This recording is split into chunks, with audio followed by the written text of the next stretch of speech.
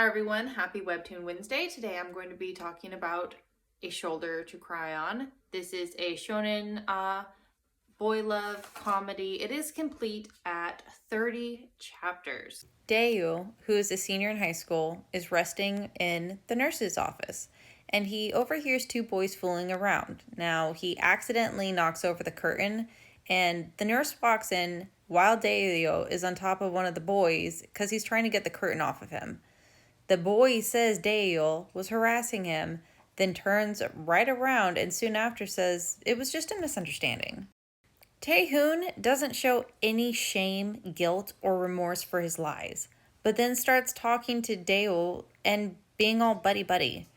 A weird friendship starts to form between them, and Dayu starts to catch feelings, but he pushes them down and pushes Taehoon away because Taehoon has secrets and something just isn't right with him. I was able to finish this webtoon within 24 hours. It was kind of, I don't want to say rough because it was an enjoyable read, but I was definitely up until midnight reading. Granted, I have insomnia issues, so it kind of worked out for my benefit anyway. But this one actually made me laugh out loud. There are some like incredibly funny parts. There's also some really dark, tragic stuff that happens in the past of, one of the male leads.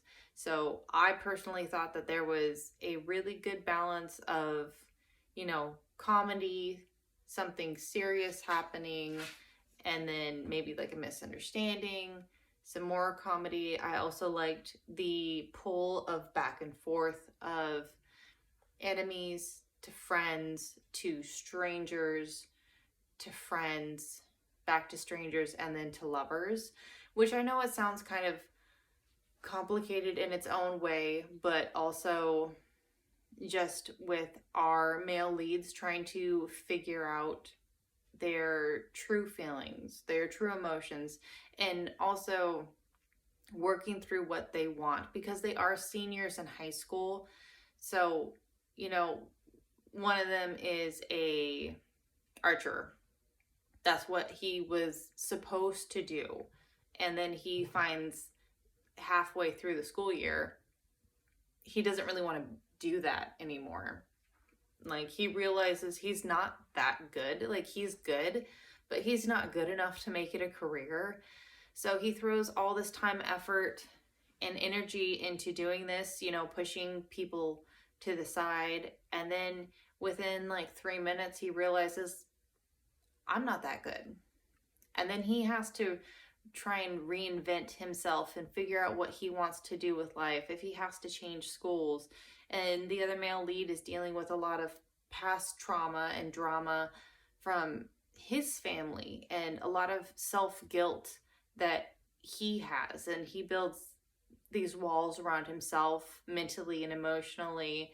And he just, like, he needs to deal with his crap, and he has a hard time dealing with it, and he projects it a lot onto other people, but he tries to do it in like where he's fine, but he's not actually fine. He just is fooling other people into believing he's fine when he's really not.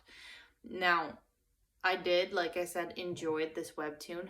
However, I didn't really enjoy the ending very much because I just felt like it could have been wrapped up better. It could have been more complete. It does leave something to be desired. Now, again, like, I would still recommend this webtoon. I still enjoyed reading it. I just wish the ending was a little different.